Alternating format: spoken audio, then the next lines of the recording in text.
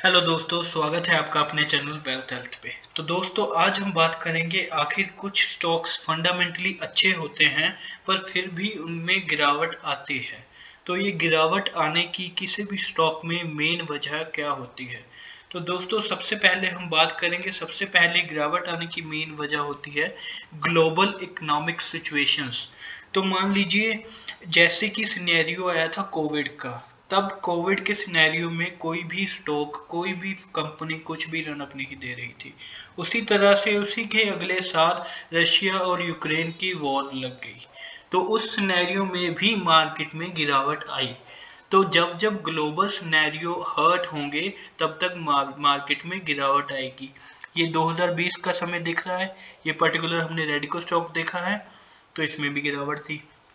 इसी तरह से अगर आप मार्केट को देखेंगे तो मार्केट में भी गिरावट शो हुई थी, पर्टिकुलर इस रीजन में। तो इस रीजन में गिरावट होने का मेन कारण था क्योंकि ग्लोबल इकोनॉमिक सिचुएशंस ठीक नहीं थी। उसी तरह से दूसरी कंडीशन हमारे पास आती है, नेशन की कंडीशंस किस तरह से है, किस तरह से उस नेशन की गवर्नमेंट या उस तरह के रूल्स एंड रेगुलेशन कंपनीज किस तरह से रन अप दे रही हैं। क्या उनकी इकोनॉमिक बढ़िया है, क्या उनकी इकोनॉमी बढ़िया नहीं है। तो ये बहुत से फैक्टर डिपेंड करते हैं कंपनीज की ग्रोथ के लिए। उसी तरह से दोस्तों, हमारे पास आता है तीसरे नंबर पे कंपनी के क्वार्टरली रिजल्ट्स। तो जब हम देखते हैं कई कंपनियां कुछ दिन अपने रिजल्ट से पहले गिरावट देखनी शुरू हो जाती है उसके वॉल्यूम से, तो वहां से हमें ये अंदाजा लग जाता है कि उसके क्वार्टरली रिजल्ट्स या जो कंपनी बिजनेस कर रही है उस बिजनेस की डिमांड कम हो रही है।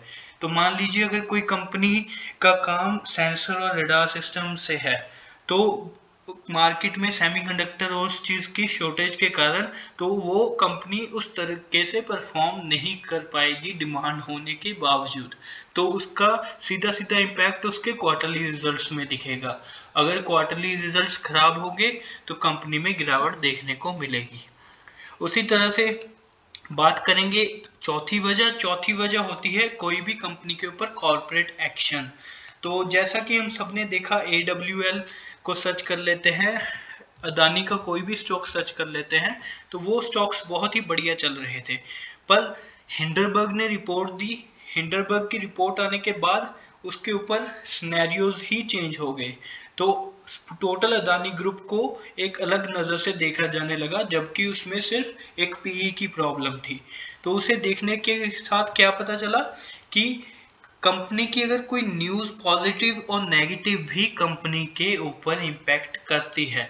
जिस तरह से अदानी के साथ हुआ, अदानी के इंटरनल्स और लीगल कॉर्पोरेट एक्शंस कुछ हुए, वो सारी कंपनी डाउन ट्रेंड में आ गई। उसी तरह से हम बात करेंगे अटोनी वेस्ट के बारे में, AWHL के बारे में। तो अटोनी वेस्ट के साथ भी सिमिलर सी चीज हुई थी। कंपनी वेस्ट में थी, बहुत अच्छा रनअप दे रही थी, पर सिमिलरली उसके साथ भी यही चीज हुई और अंत में क्या हुआ, कंपनी में गिरावट देखने को मिली। तो गिरावट की मेन वजह कॉर्पोरेट एक्शन।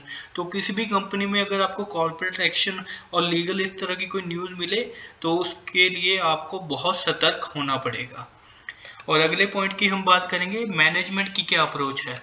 हम फंडामेंटल स्टडी करते हैं, फंडामेंटल्स यहाँ से स्टडी करने के बाद हम टेक्निकल स्टडी करते हैं और उसी तरह से हम उसकी एनुअल रिपोर्ट भी स्टडी करते हैं। बट एनुअल रिपोर्ट स्टडी करने से हमें क्या पता चलता है कि मैनेजमेंट की क्या अप्रोच है, क्या जो मैनेजमेंट में आदमी और बंदे बैठे हैं उनमें इतनी कैपेबिलिटी है कि वो कंपनी को नेक्स्ट लेवल तक ले जा सके, क्या उसके बिजनेस मॉडल में इतनी अच्छी और कैपेबिलिटी है, क्या वो बिजनेस मॉडल हटके है, क्या वो डिफरेंट कुछ कर रहे हैं।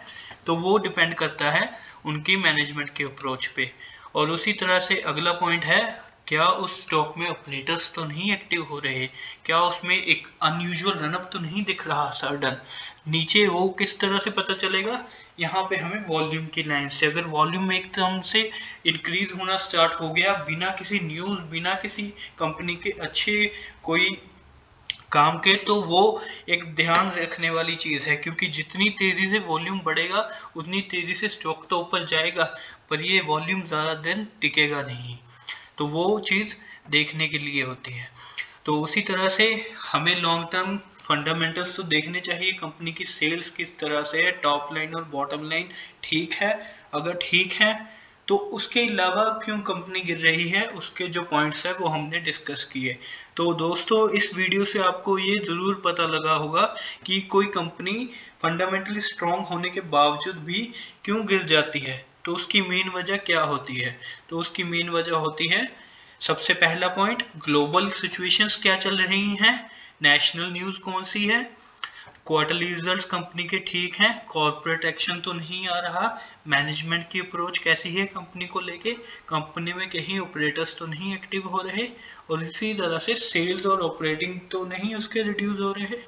तो ये पॉइंट्स को ध्यान में रखें और अपने स्टॉक्स को स्टडी करें और अपने फाइनेंशियल एडवाइजर की एडवाइस जरूर लें।